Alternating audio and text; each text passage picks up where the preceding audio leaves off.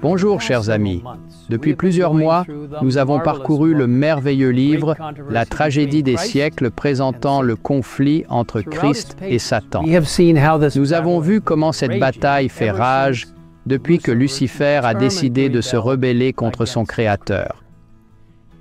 Dans le chapitre « L'origine du mal », nous avons vu le cœur de cet être angélique, autrefois hautement exalté, s'enfler d'orgueil, le conduisant à endurcir son cœur contre la loi d'amour de Dieu, et par ruse et tromperie, convaincre un tiers des anges au ciel de le suivre. La Bible nous dit qu'il y eut guerre dans le ciel. Michel et ses anges combattirent contre le dragon. Et le dragon et ses anges combattirent, mais ils ne furent pas les plus forts. Et leur place ne fut plus trouvée dans le ciel. Et il fut précipité, le grand dragon, le serpent ancien, appelé le diable et Satan, celui qui séduit toute la terre. Il fut précipité sur la terre, et ses anges furent précipités avec lui. Bien sûr, nous connaissons l'histoire tragique d'Adam et Ève succombant aux tentations du diable, plongeant la terre dans le péché et la douleur. Cependant, c'est lorsque le Christ est venu sur terre en tant que notre Sauveur que le grand conflit a atteint son paroxysme. Satan a tout fait pour contrecarrer le plan de salut de Dieu. Mais loué soit Dieu, Jésus a triomphé en donnant sa vie pour nous sur la croix et en ressuscitant d'entre les morts. S'élevant au ciel, il a promis de revenir un jour de la même manière pour nous ramener chez nous afin de vivre avec lui pour toujours. Le livre « La tragédie des siècles » couvre l'histoire de l'Église chrétienne depuis la destruction de Jérusalem en l'an 70 après Jésus-Christ. Nous y avons découvert que Dieu a toujours eu des serviteurs fidèles, prêts à le suivre quel qu'en soit le prix. Au cours des premiers siècles, les premiers chrétiens ont fait face à une persécution terrible de la part de Rome, beaucoup donnant leur vie plutôt que d'abandonner leur foi en Christ. Suivant ces pas fidèles, les Vaudois ont emporté des portions des Écritures avec eux pour les partager parmi ceux qui avaient des cœurs et des esprits ouverts pour recevoir le message. Nous avons vu comment Dieu a suscité d'autres porteurs d'étendards tels que Wycliffe, Huss et Jérôme, Luther, Zwingli, Tyndale et bien d'autres pour porter sa vérité au plus grand nombre malgré la persécution et les difficultés.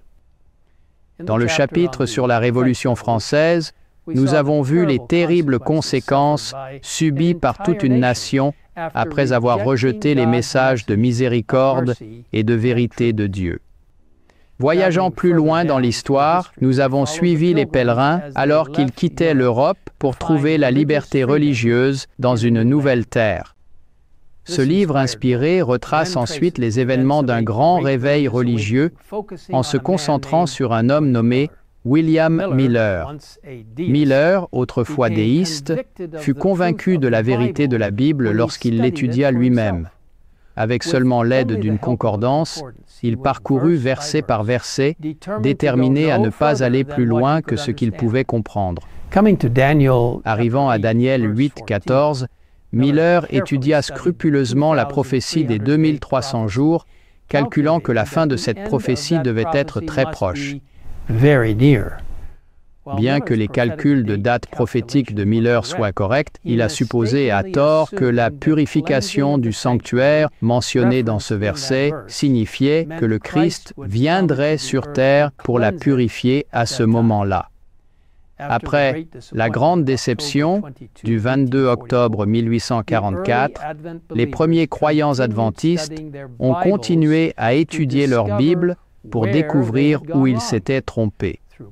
Grâce à une étude accompagnée de prières, ils ont découvert que, bien que le Christ ne soit pas venu sur terre le 22 octobre 1844, un événement surnaturel a eu lieu ce jour-là, car le Christ entrait dans le lieu très saint du sanctuaire céleste pour commencer le travail de purification par le jugement investigatif. En poursuivant notre voyage à travers la tragédie des siècles, nous avons approfondi ces enseignements bibliques importants et d'autres, tels que la loi immuable de Dieu, le travail de la réforme, l'inimitié entre les êtres humains et Satan, l'action des esprits malins et les pièges de Satan, y compris l'état des morts. Nous avons également vu comment un jour, très bientôt, la liberté de conscience sera menacée, alors que tout le monde sera contraint de faire un choix, montrant son allégeance en adorant Dieu en son saint jour ou en suivant les traditions humaines. Enfin, nous avons compris que, face au conflit imminent, la Bible demeure notre seule véritable protection. Il est temps d'apprendre tout ce que nous pouvons de la précieuse parole de Dieu, de développer notre relation avec lui par la prière et l'étude de la Bible, et de le suivre où qu'il nous mène en lui faisant pleinement confiance.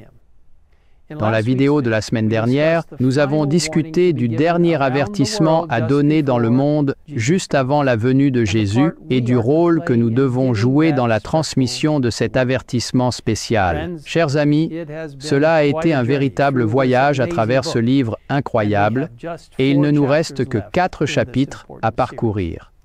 Mais avant de conclure, il est important de réfléchir aux leçons présentées dans cet ouvrage inspiré, La tragédie des siècles, et de mettre en pratique ce que nous avons appris. Donc, dans les semaines à venir, nous marquerons une pause dans notre étude de la tragédie des siècles et nous nous pencherons sur la manière dont, en tant qu'individus, nous pouvons contribuer à porter haut la flamme de la vérité, ainsi que sur l'œuvre que l'Église de Dieu accomplit par sa puissance pour illuminer la terre de sa gloire. Si vous souhaitez revoir les épisodes précédents de cette série La tragédie des siècles, vous pouvez accéder à la playlist sur YouTube grâce à l'URL indiquée en bas de l'écran. De plus, si vous ne l'avez pas encore fait, je vous encourage à télécharger le livre sur thegreatcontroversyproject.org. Mes frères et sœurs, nous vivons des temps passionnants. Jésus revient bientôt. Je vous invite à nous rejoindre ici même dans les semaines à venir, alors que nous avançons avec Jésus et comprenons comment il peut travailler à travers nous pour accomplir sa mission pour le monde. Prions ensemble maintenant. Père Céleste, nous te demandons de nous bénir alors que nous nous lançons dans une nouvelle réflexion sur la façon dont nous pourrions personnellement mettre en pratique les belles leçons que nous avons apprises du grand conflit et ensuite terminer notre étude du livre « La tragédie des siècles ». Merci de nous aider à prendre part dans la proclamation finale juste avant le retour de Jésus. Au nom du Christ, nous te le demandons. Amen. Amen.